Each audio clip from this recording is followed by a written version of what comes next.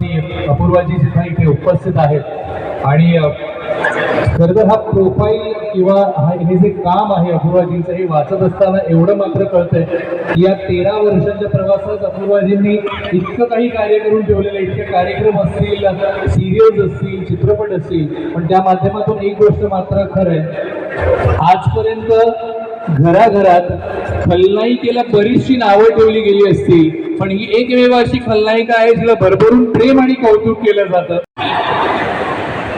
पण आज हा सन्मान स्वीकारत असताना आपण वेगवेगळ्या कार्यक्रमांच्या माध्यमातून म्हणा किंवा सिरियल्स, मूवीज आणि मग बिग बॉस या वेगवेगळ्या छटा आपण पाहिलेल्या आहेत अपूर्व नेमळेकरच्या, आणि हे सगळं साकारत असताना खऱ्या आयुष्यात अपूर्व कशी आहे हे आम्हाला नक्कीच बिग बॉसमध्ये कळलं आणि त्यातून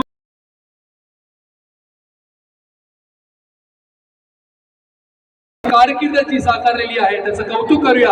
अपूर्व नेमळेकर साठी जरा टाळ्या जोरदार.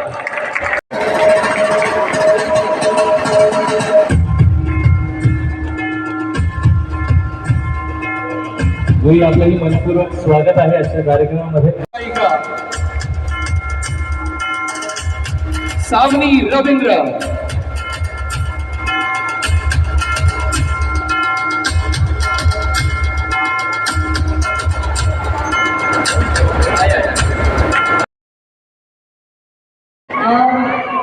आतापर्यंत जसं तुम्ही म्हणाल की प्रवास खूप मोठा आहे, 13 वर्षांचा प्रवास आहे आणि यात बऱ्याच मालिका केल्या, सिनेमे झाले, नाटक झालं, बरंच काही काही झालं आणि त्यासाठी बरेच वेळेला मला पुरस्कारही मिळाले.